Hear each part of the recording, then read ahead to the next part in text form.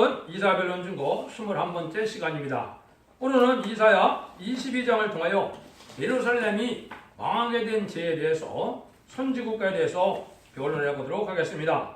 본장은 아무리 사명 있는 국가이지만은 그러한 예루살렘도 이제 하나님이 다음과 같은 죄를 지면은 용서 없이 진노의 막대기를 써서 망하게 된다는 사실을 가르쳐줬는데요. 이것을 이제 제가 본격적으로 변론하기 전에 육적 이스라엘 백성과 한국에 대해서 이거의 관계를 알지 못하면 이 성경은 별 의미가 없습니다. 그래서 이제 주님이 가르쳐 주신 말씀대로 조금 변론을 해보고 이제 한국과 이스라엘과의 관계를 변론을 해보도록 하겠습니다. 먼저 마태복음 21장을 보시면 마태복음 21장 19절에 이제 주님께서 무화과나무를 이제 보시고 저주를 하게 되죠. 그래서 무화과나무가 순식간에 마르는 일이 큰 기적이 일어났죠. 있을 수 없는 일이죠. 근데 예수님이 이걸 왜 하셨겠나요? 이때는 무화과나무가 열매를 맺을지 않은 이른 철이거든요. 이른 철에 이른 아침에 이런 일을 하셨거든요. 이것은 주님께서 하시는 이유가 있었죠. 그걸 이제 자세히 또 설명을 하신 거거든요. 이 의미를 지금 알지 못하면 이 성경을 우리가 바로 깨달을 수가 없거든요. 그래서 이것을 이제 설명하는 과정이 어디냐? 21장 30절에 보면 포도원 비유를 주님께서 직접 하십니다. 이건 여러분이 잘 깨달으셔야 돼요. 이거는 주님이 직접 그냥 말씀하신 거니까요. 그럼 포도원과 포도나무에 대한 것은 이사야 5장 7절에 이렇게 얘기를 했거든요. 이 포도원은 이스라엘 족속이다. 기뻐하는 것은 이스라엘 유다 사람이다. 이렇게 했거든요. 그럼 분명히 이 포도원은 누구에 대한 얘기입니까? 이스라엘 백성에 대한 얘기죠. 이거를 얘기했는데 예수님이 요지는 어떻습니까? 그래서 포도원을 맡겼는데 이 농부들이 이것을 제때에 열매를 맺지 못할 뿐만이 아니라 또 여기에 보면 어떻게 했습니까? 농부의 아들도 잡아 죽였죠. 38절에 보시면 뭐라고 합니까? 농부들이 그 아들을 보고 서로 말하되 이런 상속자니 자 죽이고 그의 욕을 차지하고 하자 하고 이에 잡아 포도원 밖에 내어 쫓아 죽였느니라. 이게 누굽니까? 이게 예수님이거든요. 예수님을 십자가에 못 박는 일을 하셨기 때문에 육적 이스라엘 백성들은 사명을 할 수가 있습니까? 없습니까? 없게 되는 걸 미리 아신 거죠. 그러니까 때일은 그런 무화과나무 가서 열매를 맺지 않을 그런 시기인데 열매 없다고 저주해서 멸망을 마른 나무를 보았거든요. 이것은 육적 이스라엘에 대한 얘기인 것을 분명히 여기 말씀하셨죠. 그걸 다시 이제 설명을 하십니다. 그 설명이 이제 이렇게 됐죠. 41절에 이해해보면 저희가 말하되 이 악한 자들을 전멸하고 포도원을 제때 실과를 바칠 만한 다른 농부에게 세로 줄지나 다른 농부를 찾는다는 거죠. 이 다른 농부에 대해서 이제 42절에 이제 설명을 하십니다. 여기 이제 한국이 된다 이 말입니다. 제가 설명을 할게 들어보시죠. 너희가 성경에 건축자의 버린 돌이 모퉁이의 머릿돌이 되었나니 이것은 주로 말미암아 되는 것이요 우리 눈에 귀하다 함을 읽어본 일이 없느냐. 그러므로 내가 너에게 이르노니 하나님 나라를 너희는 빼앗기고 그 나라의 열매 맺는 백성이 받으리라 그랬죠. 여기 보면 건축자의 버린 돌이라고 그랬죠. 이건 예수님이 십자가에 못 박게 들어가시는 일을 얘기한 거죠. 그런데 모퉁이의 머릿돌이 됐다 그랬죠. 이거는 심판주의 역사가 왕국권들의 이제 그 기초가 되는 일들을 하신다는 거거든요. 이것은 재림주의 역사를 뜻한 거거든요. 이 재림주의 역사를 통하여 세상을 심판하고 왕국권들을 해서 에덴 동산을 회복시켜줄 이야기를 이렇게 설명한 겁니다. 그 역사를 이제 그 44절에 얘기하죠. 이 돌 위에 떨어지는 자는 깨어지겠고 이 돌이 사람 위에 떨어지면 저를 가루로 만들어 흩뜨리라. 세상을 심판한다 이 말이거든요. 이 복음에 반대하면. 그러니까 여기 보니까 하나님의 나라를 너희는 뺏기고 육적 이스라엘 분들은 뺏겠다는 거죠. 그렇죠? 근데 다른 나라가 열매 맺는 백성이 받는다 그랬죠? 여기 한국이라 이 말입니다. 이걸 제가 이제 설명을 드릴 겁니다. 그러면 여기 보시죠. 이때도 예수 믿음 말할 때 45절 46절에 보면 바리새인들이 자기들을 가리켜 한 말씀인 걸 깨달았다 그랬죠. 이게 그러니까 육적 이스라엘 백성들에서 한 말씀 정확히 맞죠. 그러면 이런 시기가 언제 올 것이냐? 이것도 또 예수님이 말씀을 하셨어요. 마태복음 24장을 잠깐 보겠습니다. 이거를 여러분이 이해하지 못한다면 이 시대 말세의 복음을 알지 못한다 이 말이거든요. 이사장 3절에 보면 예수님이 제자들과 더불어 감난산에 올라갔죠. 감난산에 올라가서 이제는 예수님에 대해서 말씀할 때 어느 때 이런 일이 있겠사하며 또 주의 임하신가 세상 끝에는 무슨 징조가 있사오리까 예수님한테 제자들이 물었죠. 예수님이 간단히 다 대답을 합니다. 그래서 예수님이 이제 많은 사람이 미혹을 하게 되고 많은 사람이 와서 이 그리스도라 나는 그리스도라서 사람을 미혹한다고 그랬죠. 그런데 이루어질 일이 세상에 있다는 거죠. 6절 7절을 보시면 난리와 난리 소문을 듣겠고 너는 상가들어 말라 이런 일이 있어야 돼? 그것은 아직 아니니라. 민족이 민족을 나라가 나라를 대적을 치겠고 일어나 치겠고 나겠고 첫째 기근까지 진이 있으리라. 이 모든 것이 자난의 시작이니라. 이제 자난의 시작이 되기 전에 있어야 될 일이 있었죠. 여기 이제 20세기 동안에 다 이루어졌다 이 말입니다. 이걸 간단히 설명드리고 제가 관련 성기를 알려드리겠습니다. 난리와 난리를 소문을 듣겠다. 이거는 1, 2차 세계대전을 얘기한 겁니다. 1차 세계대전은 이게 예언된 일이고 마귀들에게 하나님이 허락한 일들이 되거든요. 그 다음에 민족이 민족을 친 것은 한국의 6.25와 이제 재침의 관련을 얘기한 겁니다. 그 다음에 나라가 나라를 대적하여 일어나 치겠다고 그랬죠. 요거는 이제 베트남 전쟁을 얘기한 겁니다. 그러면 그랬죠. 왜 그런 걸 그렇게 푸느냐? 이게 예언 성취가 그렇다 이 말입니다. 이것은 계시록 8장 6절에서부터 10절에 보면 첫째 나팔부터 넷째 나팔 부는 역사가 나오거든요. 근데 첫째 나팔부터 넷째 나팔이 부르면 어떻게 되느냐? 전 세계가 3분의 1의 공산화가 완성될 것을 예언을 했거든요. 그게 성취된 거거든요. 그러니까 1975년 베트남 전쟁이 끝나고 나서야 전 세계적으로 인구적으로나 이제 지역 영토적으로나 전 세계 3분의 1이 딱 공산화가 됐거든요. 이때부터가 세상 끝이라 이릅니다. 세상 끝날에 그러면 예수님이 뭘 한다고 그랬습니까? 14절에 보면 천국 복음이 모든 민족에게 땅 증거하게 하여 온에게 전파되냐 그래야 끝이 온다 그랬죠. 이 끝이 오는 이유를 이제는 말씀을 하는 겁니다. 그래서 21절에 이는 그때 큰 환란이 있겠습니다. 창세로부터 지금까지 이런 환란이 없었고 후에도 없으리라 그랬죠. 요거는 여러분들이 이걸 봤을 때 이스라엘을 향해서 하신 말씀은 맞죠? 그러면 이스라엘이 해당이 되겠습니까? 안 되겠습니까? 해당이 안 됩니다. 이스라엘이 물론 AD 70년에 예수님 십자가에 못 박혔기 때문에 그 죄값으로 이스라엘이 완전히 망했죠. 로마 디도장군에서. 그런데 1948년에 5월 10일에 이스라엘 백성들이 건국을 했거든요. 그렇죠? 그런데 한국도 3개월 후에 1948년 8월 15일 날 이때 건국을 했죠. 그럼 이게 어떤 관계가 있을까요? 이게 중요한 문제가 되거든요. 그러면 이 창세월권 환란이 어디에 나오느냐? 이것이 다니엘서 12장 1절에는 개국일이 없는 환란이라고 나와 있고요. 요엘서 2장 2절에서는 이제는 이게 자고일에로 없는 환란이라 했거든요. 그럼 이게 누구한테 해당되느냐? 이게 한국에 해당된다 이 말이거든요. 그걸 제가 간단히 설명을 또 드려봅니다. 그러면 이제 세계는 전문만 환란이 딱 2번이 남았거든요. 근데 세계적인 전문만 환란은 아마겟돈 전쟁이거든요. 그건 계시록 16장 17절 18절에 가서나 응하는 거기 때문에 그 전쟁을 여기에 얘기할 수는 없는 겁니다. 그럼 이 한 민족이거든요. 이 민족이 누구냐? 바로 한국이라 이 말입니다. 그 얘기를 이제 32절에 이렇게 얘기했어요. 무화과나무의 비유를 배우라. 그가 가지가 열어지고 잎사귀와 내면 여름이 가까운 줄 아나니 이 무화과나무가 육적 이스라엘 백성을 이제 나타나긴 했는데 그 이스라엘 백성들은 하루의 시간표다 이 말입니다. 근데 그 나라가 지금 70년의 건국 역사가 지났지요. 그러니까 이것이 이제 때가 돼 왔다는 얘기를 한 겁니다. 그런데 예수님이 뭐라 그러시느냐? 34절에 보십시오. 근데 그러니까 되면 33절에서는 인자가 가까운 일 곧 문 앞에 이런 줄 알아. 그 제레미주가 가깝다 이 말이거든요. 근데 이것이 마냥 세월이 주어지느냐? 그렇지 않다는 겁니다. 이건 어느 누구도 이렇게 뭐 해석한 걸 제가 들은 적도 없고 저는 주석을 본 적도 없습니다. 그냥 본문만 갖고 이게 영감으로 오는 건데 내가 보세요. 내가 진실을 하게 말하노니 이 세대가 지나가기 전에 일이 다 이루라. 이 세대가 전에 다 이룬다 그랬죠.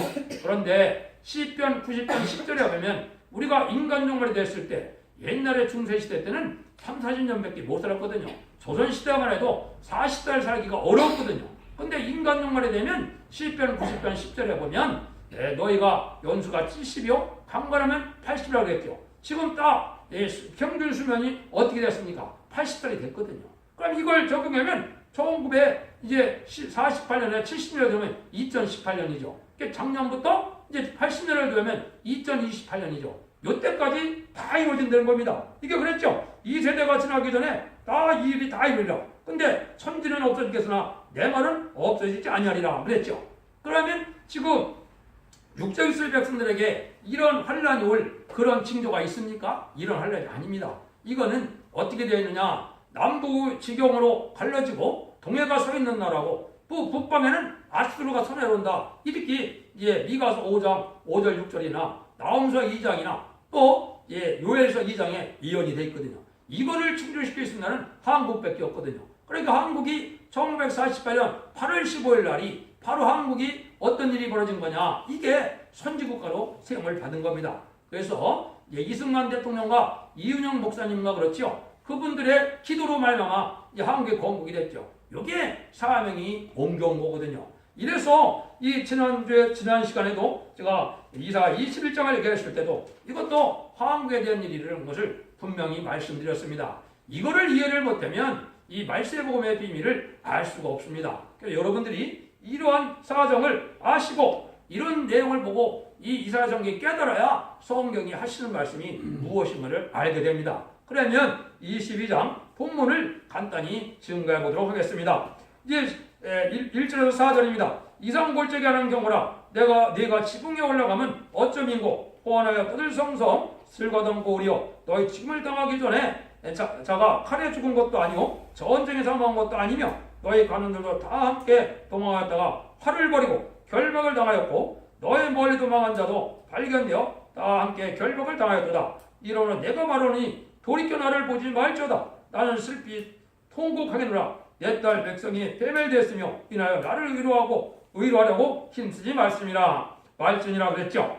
이상골짜기에 대한 그런 경고라는 것은 하나님이 말세의 선지국가를 얘기한 겁니다. 선지국가인데 여기 이제 지붕이 올라가는 일, 헛된 일이다 이거죠. 이런 일도 해서 무슨 일이 벌어진다 그랬습니까? 당한 자가 죽은 자가 칼에 죽은 것도 아니요 전쟁에 사망한 것도 아니라 그랬죠. 이건 뭐를 설명한 거냐? 하나님께서 6.25를 하나님의 징계로 줬다 이 말입니다.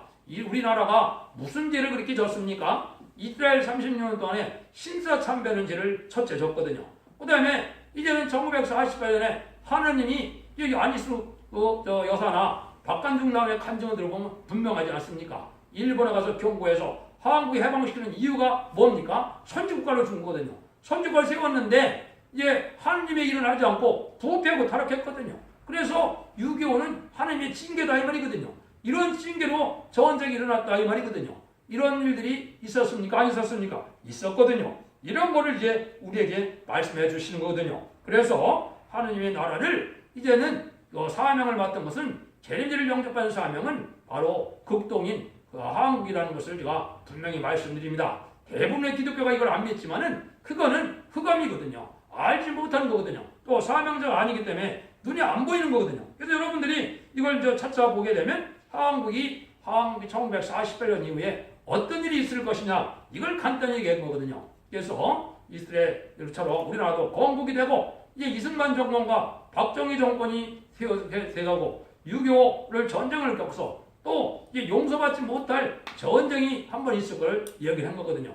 이 내용을 한국에 지금 경고하는 거다 이 말입니다. 그러면 5절을 보겠습니다. 이상골짜기에 주망대하께서 이르는 분노와 발핀과 혼란의 날이 성벽에 무너뜨림과 산악에 사무치는 부르짖는 소리로다. 이것이 이제 하나님께서 징계로 준 6.25 전쟁을 뜻했다. 이게 베란간에 이런 전쟁이 일어나니까 아주 발핀과 혼란은 왔죠. 이것이 바로 누구냐? 6.25 전쟁이 하나님이 한국을 징계시킨 거라 이 말입니다. 너희가 정신 차려서 하나님의 일을 생각하고 하나님의 일을 하라 그랬는데 지금까지도 하나님의 일에는 별로 관심이 없거든요. 이래서 또 죄를 짓게 되는 일이 있게 될 걸 예언합니다. 물론 이제 그 이후로 기독교가 부흥된 것만은 사실입니다. 그래서 이게 영적 강국도 이게 옮겨온 겁니다. 여러분들이 제가 일곱 머리를 많이 설명을 했는데 영적 강국은 제가 설명을 안 했죠. 영적 강국도 이렇게 역사적으로 변해온 겁니다. 1세기까지는 누굽니까? 육적 이스라엘 백성들이 하나님의 백성이니까 유일한 영적 강국이거든요. 그런데 3세기, 4세기는 어디로 갔습니까? 로마가 아주 기독교의 중심이 됐거든요. 그런데 15세기, 16세기 가서는 이게 부패가 돼서 종교개혁이 일어났죠. 그럼 17세기는 어디가 영적 강국입니까? 영국이거든요. 영국이 영적 강국이 됐다. 18세기에는 그 영적 강국이 어디로 갑니까? 미국으로 가거든요. 미국으로 가니까 미국에 가서 18세기에 한국에 복음을 전하고 이제는 20세기 들어와서는 그 영적 강국이 어디가 됐습니까? 한국이 된 겁니다. 이런 연계 흐름을 알지 못한다면 하늘 섭리를 좀 못 깨달은 겁니다. 왜냐? 다니엘서나 이런 걸 다 보면 하나님이 역사를 중에서 하나님이 하시는 방법이 다 나와 있는 거거든요. 그러니까 한국의 마지막 영적 강국인데 이것이 제레미야를 영접할 사명이 우리나라에 있다 이 말이거든요. 그래서 이런 일이 벌어진다 이 말이거든요. 그럼 6절 7절을 보겠습니다. 일람 사람은 전통을 줬고 병거딴 자와 마병이 함께했고 기르 사람은 방패를 드러내었느니 병거는 너희 아름다운 골짜기에 가득하였고 마병은 성문에 정렬되었도다. 환란이 일어나서 보니까 적병이 아름다운 골짜기에 가득하게 됐다 이 말이죠. 이거는 한국이 배란간에 기습전쟁이 일어나니까 이게 한국에 아주 물밀듯이 북한이 남침해 왔죠. 그런데 문제는 여기 누가 또 있습니까? 여기 보니까 기르 사람이 있고 또 방패를 들었고 또 여기에 이제 아까 엘람 사람이 있다고 그랬죠. 엘람 사람은 이제 북한을 얘기한 거고 기르 사람은 중공을 얘기한 겁니다. 이게 중공이 한국에 많이 이때 왔죠. 이때 공산당들이 이제는 인간의 방패를 삼아서 우리나라에 공산당이 꽉 찼죠. 그때 어떻게 됐어요? 한양 서울거리에도 공산당이 넘쳐났거든요. 이런 말씀을 여기 말씀한 거예요. 그래서 아름다운 갈증하고 마병은 성문에 정렬되었도다 이랬죠. 그러니까 이게 북한군과 중공군이 개입해서 한국의 전쟁이 이렇게 참담할 걸 보여준 거죠. 그때 이제 8절에 보니까 그가 유대에 덮였던 것을 벗김에 이 나라야 네가 숯불 곳에 병거를 바라보았고 이런 얘기를 했죠. 그래서 이제 하나님이 그 환란을 이제 벗겨주는 그런 역사를 왜 한국이 망해지면은 한국의 사명을 인간 동물에 할 수 없겠죠. 그래서 하나님이 환란을 막아준다. 이래가 보니까 한국이 그때서야 깨달은 거예요. 일부 역사자들이 보면 6.25 전쟁 때문에 한국이 이렇게 또 다시 일어날 수 있는 힘을 얻었다. 이렇게도 얘기하거든요. 그것도 맞는 말입니다. 그때 참혹한 일을 당해다 보니까 이제 어떤 일이 생각났습니까? 어이구 나라가 이렇게 허약하면 안 되겠구나. 군대도 세워야 되겠고 군수와 산업도 발전해야 되겠고 경제도 발전 이런 생각이 꽉 들었죠. 여기 하나님 아시니 그래서 한국이 급속도로 이제 나라가 부강해지는 나라가 됐거든요. 이런 일들을 하나님이 하셨다 이 말이거든요. 그래서 하나님이 이제 그 이후에 한국이 정신 차리고 나라의 기틀을 잡아가는 역사가 있었죠. 잡아가는 역사. 이때가 이제 다시 이제 이 박정희 정권이 들어섰음으로 말미암아 경제 개발을 본격적으로 개발했죠. 이런 때 이제 상황을 얘기를 한 겁니다. 한번 보시죠. 그런데 그런 6.25가 났을 때 유엔 참전국이 이제 16나라가 우리나라를 도와주는 일이 있었는데요. 그리고 또 이제 우리를 하나도 걸려주는데요. 이것이 이제 다니엘서 12장 30절에 보면 기뜸의 배들이 이르러 그를 칠 것이라 이렇게 되고 있거든요. 여기 이제 예언이 성취되는 과정에 6.25 때 유엔 참전국들이 우리나라를 벗겨주는 일이 있을 것을 예언한 거거든요. 이걸 또 왜 그렇게 해석하느냐? 그렇게 안 믿어지면 없는 겁니다. 모든 일의 말씀은 하나님의 뜻대로 이루어지는데 그게 믿어지는 자가 믿는 거죠. 그럼 9절에서 10절입니다. 너희가 다윗성에 무너진 곳이 많은 것도 보며 너희가 아래 못의 물도 보며 예루살렘을 가옥을 거해서하며 그 가옥으로 장벽을 경고케 하며 이건 말은 뭡니까? 이제는 6.25로 참담하게 황폐가 됐을 때 이제 경제복구를 다시 하기 시작했다 이 말이죠. 파괴된 것을 다시 수축한 일을 했다. 그래서 이때 미국이 절대적으로 우리나라를 도와줬죠. 그래서 비교적 6.25 동란을 빨리 복구하는 일이 있었죠. 이게 이제 하나님의 섭리 속에 한국을 미국이 도와주기 위해서 경제적으로 군사적으로 도와주지 않았으면 한국이 지금 이렇게 존재할 수가 없거든요. 이 은혜를 모르는 것은 이건 배은망덕한 건데 인간적으로도 그렇거든요. 그게 지금 좌파 세력이거든요. 이거 잘못된 사상인데 이게 지금 하나님이 죄로 여기는 사상이 지금 쌓이고 있는 겁니다. 여러분들 이걸 아셔야 돼요. 그럼 11절 한번 보세요. 너희가 또 옛 못의 물을 위하여 두 성벽사이에 저수를 만들었니라. 그러나 너희가 이를 하신 자를 악망하지 않았고 이를 옛적부터 경영하신 자를 존경하지 아니하느라. 그런데 이거 경제 개발을 하고 물인들 복구하는 것은 제대로 빨리 해서 잘 했는데 근데 이런 배후에 하나님이 계셔서 하나님 우리를 도와주고 있다. 이걸 생각지 않은데 이거죠. 실제 그렇습니까? 안 그렇습니까? 6.25 때 이제는 낙동강 전투를 해서 마지막 부산만 하실 때 그때 누가 나타났습니까? 그때 당시에 이승만 대통령을 비롯해서 이 경남도회가 그때 모여서 목사들이 기도를 했거든요.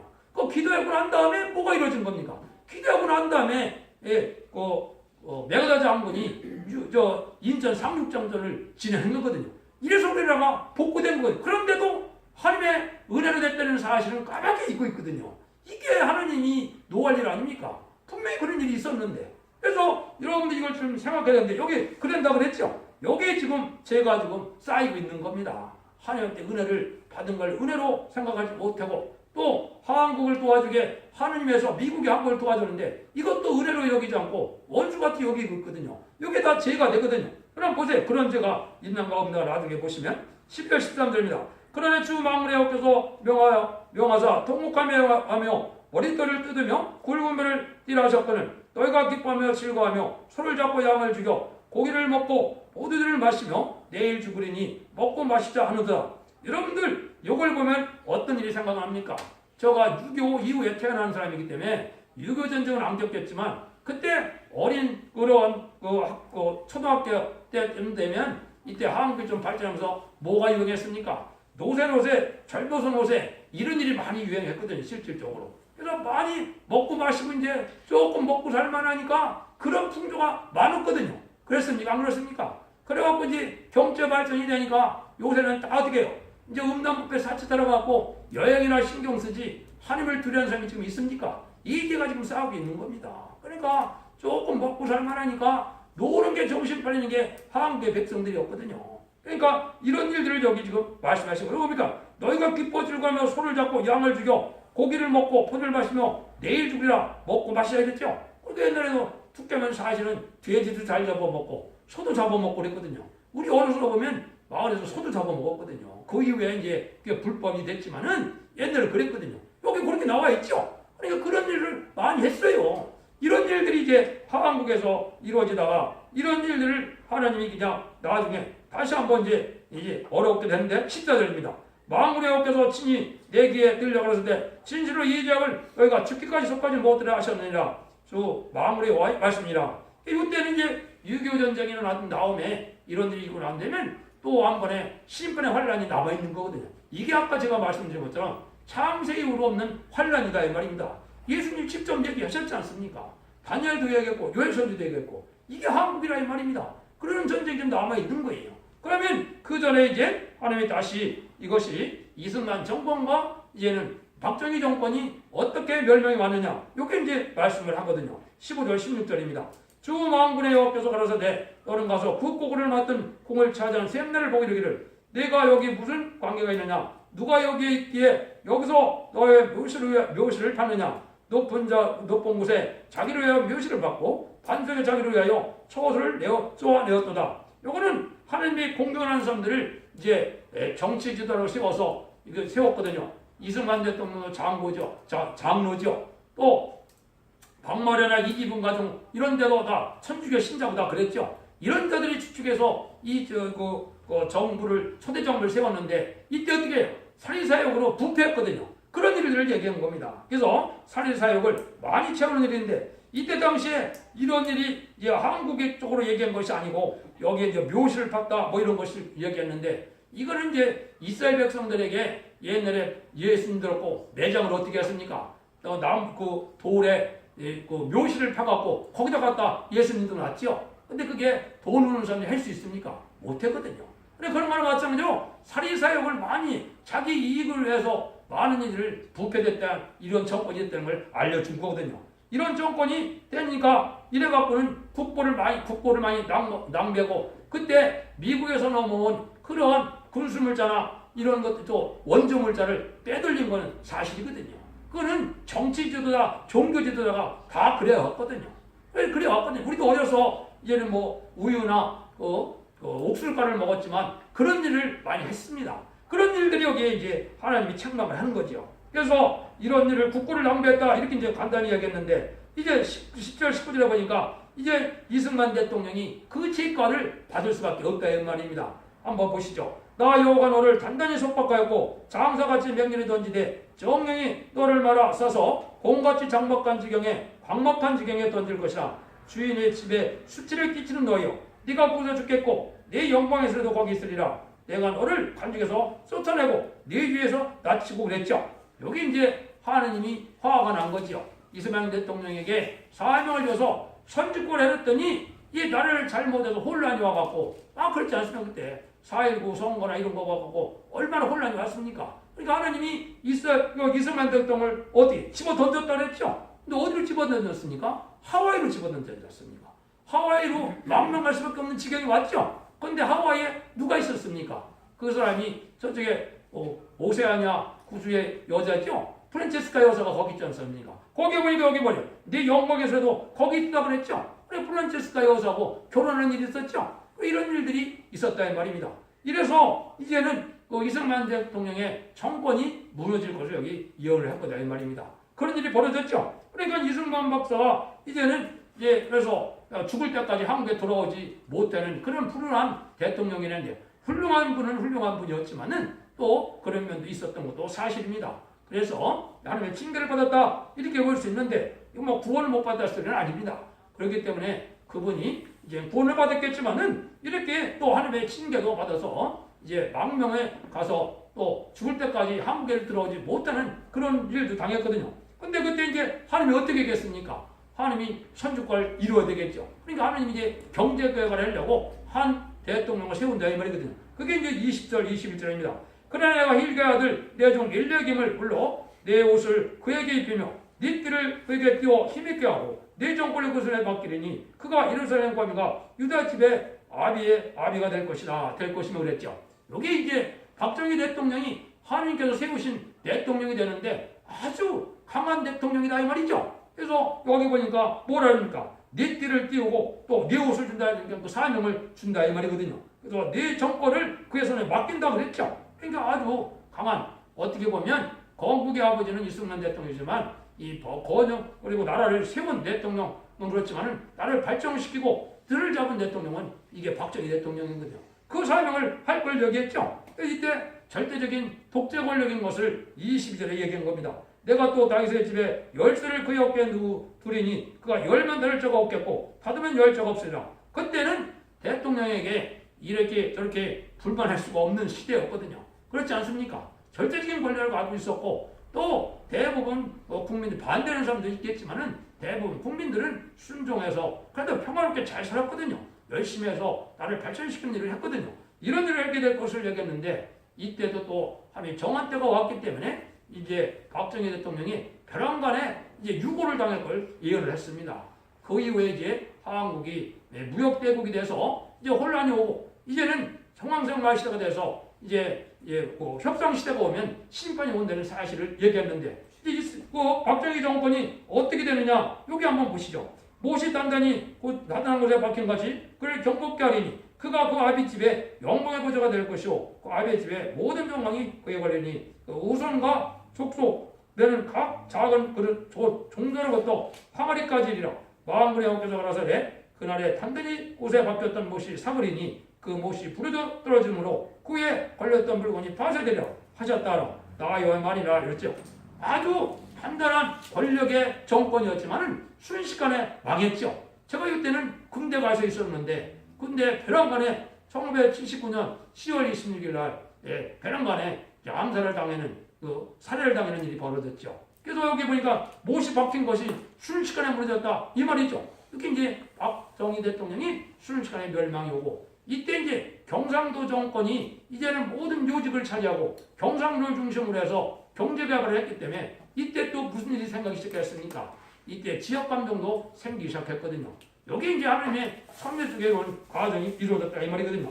여러분들이 지금 두 가지를 통해서 마태복음 21장과 20장을 통해서 한국과 이스라엘 관계를 제가 말씀을 드렸고 그게 믿어진다면 지금 이것이 한국이라는 상황이고 한국 이후의 상황은 청왕발 시대가 돼서 이 악의 세력인데 악이라는 것 자체는 뭡니까? 이게 공산당이고 마귀의 세력이거든요. 그런데 공산당을 용납하고 공산당을 좋아하고 WC를 좋아하고 공산당을 사랑하는 자들은 이게 바로 멸망의 대상이 되고 심판의 대상이 되는 거예요. 이것이 하나님 앞에 씻지 못할 죄거든요. 이 죄 때문에 이제는 무슨 일이 벌어진다고요? 다시 또 환란이 올 처지에 우리가 놓여있다 이 말입니다.